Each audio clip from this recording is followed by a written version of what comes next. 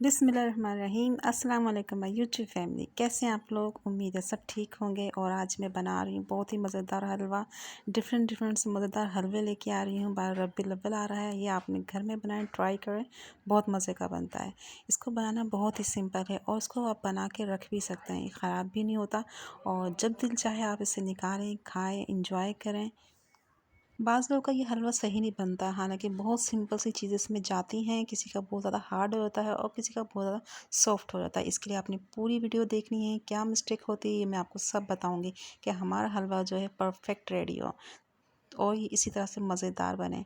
टुकड़ी वाला हलवा कहते हैं इसको और बहुत मज़े का बनता है। तो चलें इसे बनाना शुरू करते हैं और देखते हैं इसके लिए हमें क्या क्या चाहिए।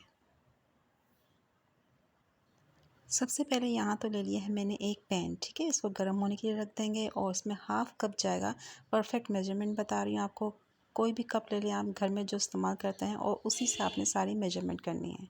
हाफ़ कप मैंने घी का डाल दिया है। देसी घी हो तो बेस्ट है, नहीं तो आप डालडा का जो भी इस्तेमाल करते हैं वो यूज़ कर सकते हैं। घी जैसे गर्म हुआ इसे मैंने एक कप सूजी की डाली है, ठीक है। जित बारीक वाली सूजी लें आप, अगर मोटी है तो उसको आप मशीन में चला लें तो वो बारीक हो जाएगी। और ये डालने के बाद हमने इसको स्लो फ्लेम पे भूनना है, ठीक है। अगर आप इसको तेज़ पे भूनेंगे तो क्या होगा कि इस पे कलर ज़्यादा डार्क आ जाएगा और सूजी पे अगर कलर डार्क आ जाए तो इसका जायका जो है वो बिल्कुल भी अच्छा नहीं रहता और कच्चापन रहता है इसमें, क्योंकि फिर हम इसको मज़ीद नहीं भून सकते।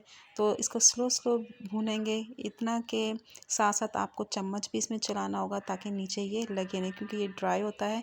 और घी जो है आपने आधा कप लेना है, आप इसको कम भी कर सकते हैं अगर आपको ज़्यादा घी पसंद नहीं है तो देखें अब मैं इसको चम्मच चलाते हुए इसको भून रही हूँ। 7 से 8 मिनट लगते हैं सूजी को भूनने में। और 3 से 4 सब्ज़ इलायची ली थी मैंने, बहुत अच्छी खुशबू और जायका आता है इसका।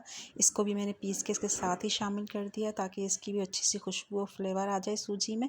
और मैं इसको मिक्स कर रही हूँ। तो और हमने देखें हल्का सा इसका कलर चेंज होना शुरू हो गया, 5 मिनट हुए हैं।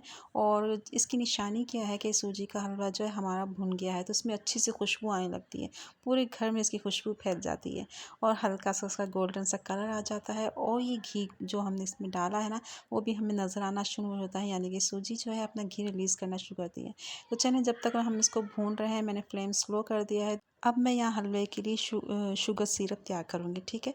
आधा कप मैंने उसी कप से जिससे मैंने सूजी ली थी पानी लिया और उसी में आधा कप जो है मैंने चीनी का ऐड किया है।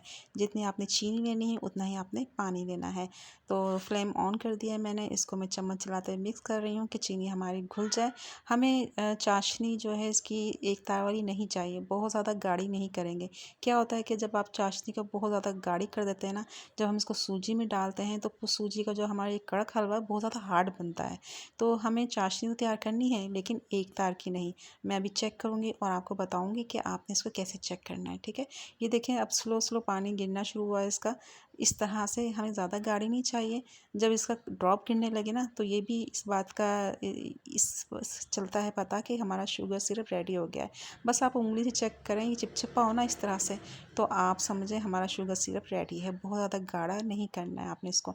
तो ये मैंने उंगली से चेक किया है तो ये चिपक रहा है, तो बस हमारा ये सिरप तैयार है। थोड़ी देर में इसको और पकाऊंगी और उसके बाद जो है मैंने इसका फ्लेम ऑफ कर दूंगी। और ये हमने गर्म ही सूजी के अंदर ऐड करना है, ठंडा नहीं करना, ठीक है। अब मैं इसको एक साइड पे रख देती हूँ। ये हमारी सूजी, इसको अब मैंने चूल्हे पे रख लिया था, इसको गर्म किया और साथ ही गरम गरम सिरप आपने इसके अंदर डाल देना है, ठीक है। अब इसको ज़्यादा कुक नहीं करना है, चम्मच मुस्तकिल चलाते रहना है। स्लो फ्लेम पे आपने इसको चम्मच चलाते हुए मिक्स करना है ताकि ये हमारे सिरप के अंदर सूजी पके और जितना इसको फूलना हो, इसका अब्जॉर्ब करना है सिरप को, वो कर लें। अगर आप बहुत ज़्यादा ड्राई कर देंगे इसको और बहुत ज़्यादा कुक करेंगे ओवर, तो क्या होगा, ये दोबारा हार्ड होना शुरू हो जाएगी और हमारी सूजी के टुकड़े का हलवा जो है ना बहुत ज़्यादा हार्ड बनेगा। तो हमने इसको इस तरह से लिक्विड ही उतारना है, बहुत ज़्यादा ड्राई नहीं करना। आपको देखने में तो शुरू में ये लगेगा कि पतला है, ये कैसे जमेगा, लेकिन ये जब ठंडा होगा और सूजी भी ठंडी होगी और सिरप भी शुगर का, तो ये खुद ही टुकड़े की शक्ल में आ जाएगा, ठीक है। इसे देखें मुश्किल से मैंने 1 मिनट बस इस तरह से इसको मिक्स किया है और फ्लेम ऑफ कर दिया मैंने। और बस अब मैंने यहाँ पे एक ट्रे ले ली है। प्लास्टिक का बर्तन मत यूज़ कीजिएगा, इसके अलावा आप स्टील का, सिल्वर का कोई भी ले सकते हैं। प्लास्टिक में आपको गर्म गर्म चीज़ डालते हैं ना, तो वो सेहत के लिए बहुत ज़्यादा नुकसानदेह और ख़तरनाक होती है।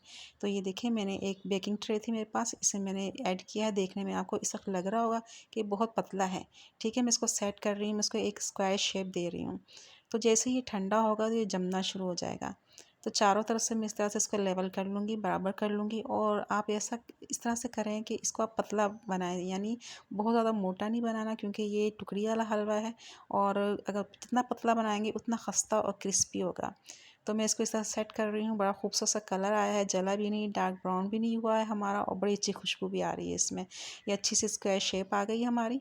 और अभी सॉफ्ट है, तो क्या करेंगे हम कि नाइफ़ की मदद से ना मैं इसके ऊपर कट्स लगा लूँगी, निशान।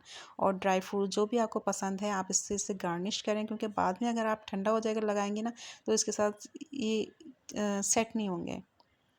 तो मैंने बादाम थे मेरे पास, वो मैंने इसे कूट के इसमें स्प्रिंकल किए हैं। और अब मैंने नाइफ से इस पर निशान लगा लिए।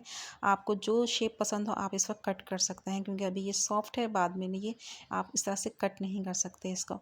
तो मैं इसको स्क्वायर शेप दे रही हूँ।